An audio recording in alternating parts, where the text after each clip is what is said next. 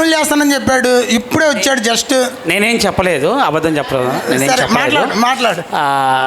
వాస్తవానికి అందరికీ, గురువులందరికీ నమస్కారం. నేను రాలేకపోయాను కొంచెం, అంటే కాలేజీ తరఫున పాలిటెక్నిక్ ఎంసెట్ కోచింగ్లో ఉన్నాను. అక్కడ ఎక్కువ మంది పిల్లలు ఉండడంతో ఆ ప్రోగ్రామ్ అంతా చేస్తూ ఉండడంతో రాలేకపోయాను, క్షంతవ్యుణ్ణి. వాస్తవంగా ఇక్కడ నేను 7th 8th క్లాస్ ఓరియంటల్ సెక్షన్లో చదువుకున్నాను. 7th క్లాస్ గ్రామీణ ప్రాంతం నుండి రావడంతో, పొన్నూరు మండలం రావడంతో టౌన్లోకి రాగానే ఈ తరహా వాతావరణం కొంచెం ఇబ్బందిగా అనిపించింది. వాస్తవంగా ఎమ్మెల్యే పోయాను, కానీ మిత్రులు వేగంగా చదవడము, వాళ్ళతో పాటు పోటీ పడటం అనేది అలవాటైంది ఫస్ట్ విషయం. ఈ సమయంలో నాకు బాగా మేడం గారు వాళ్ళని కలవలేదు ఇంకా, నేను సరే కలుద్దామని అనుకుంటున్నాను. ఇంతలోకి భానుమతి మేడం గారు, సంస్కృత మేడం గారు, వాళ్ళ స్నేహితురాలు అక్కడ మామ త్రిపుర సుందరి మేడం గారు ఉండేవారు, వారి స్నేహితురాలు వారు. అలానే విజయలక్ష్మి మేడం గారు ఇక్కడే ఉన్నారు, భానుమతి మేడం గారు అక్కడ ఉన్నారు. ఒకసారి వారి పాదాపద్మాలకి నమస్కారములు. వారు ఇక పాఠాలు చెప్పడము, క్లాసులో ఫియర్ లేకుండా చేయడం అనేది జరిగింది. చెప్పిన క్లాస్లో మాకు 8th క్లాస్లో స్టార్టింగ్లో నేను 4-5 రోజులు అయినట్టుంది, రాలేదు, తర్వాత వచ్చాను. చెప్పిన పాఠం ఇప్పటికీ గుర్తుంది. Jimmy jet and his TV set అనే పాఠం ఒకటి. తర్వాత బ్యాంగిల్ సెల్లర్స్, ఒక 4 రోజుల తర్వాత మళ్ళీ సెలవు పెట్టాను, మళ్ళీ బ్యాంగిల్ సెల్లర్స్కి వచ్చాను. అప్పుడు అడిగాను ఇది వస్తుందా రాదా అనగానే వచ్చు అండి, మీరు చెప్పారు కదా వచ్చు అని చెప్పాను. నెక్స్ట్ రోజు అప్పచెప్పాలన్నారు, చెప్పాము.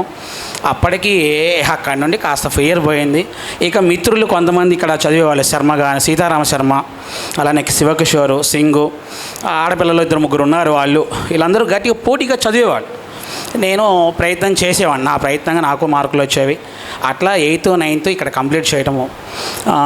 మాకు టీచర్లు అంటే ఒక గ్రామీణ ప్రాంతాల్లో ఉండే తరహా వేరేగా ఉంటుంది, టౌన్లోకి వచ్చినప్పుడు వీళ్ళ ఫ్రెండ్లీ నేచర్ వేరేగా ఉంటుంది. మ్యాథ్స్కి వచ్చేసరికి శివరామకృష్ణ గారు వీళ్ళతో హ్యాపీగా, అంటే స్ట్రక్చరల్గా ఉండేవారు, పాఠం చెప్పేవారు, లైన్లో వెళ్ళిపోయేవారు.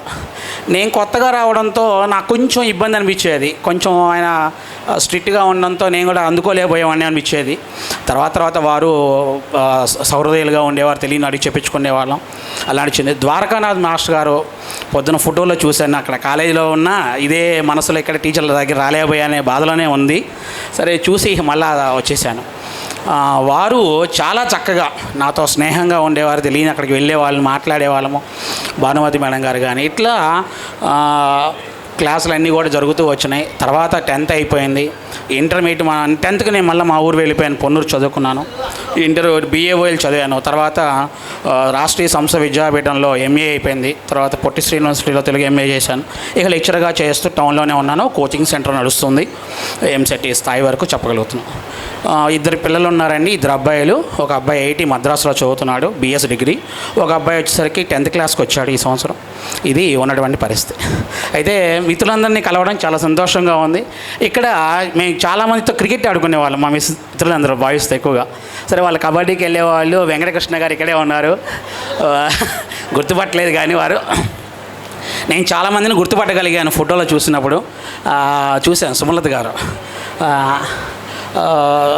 ఉన్నారు, రోహిణి, చంద్రిక గారు, ఇక రకరకాల లక్ష్మీ లావణ్య గారు, చాలామందిని గుర్తుపట్టగలిగాను. పర్వాలేదు, చాలా సంవత్సరాలు అయినప్పటికీ ఎంతో సంతోషంగా ఉంది. లైఫ్లో వన్ టైం అచీవ్మెంట్ లాంటిది ఇది.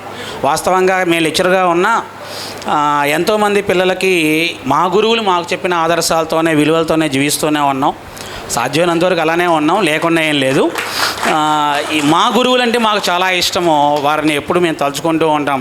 ఎప్పుడు ఇంగ్లీష్ పాఠాలు మాకు గుర్తొచ్చినా, ఎప్పుడన్నా ఏదైనా సందర్భం చెప్పాల్సి వచ్చినా మా లెక్చరర్స్ని, మా టీచర్స్ని అందరినీ గుర్తు చేసుకుంటూ ఉంటాం. ఇది పూర్తిగా రంగా అండ్ కో, మా మిత్రులు ఎవరైతే ఉన్నారో వీళ్ళు చేయడం అనేటువంటిదే వాస్తవం. ఇది చేయాలంటే అనేది చాలా ఊహకందని విషయంగా ఉంటుంది. మరి చేయడం కూడా చాలా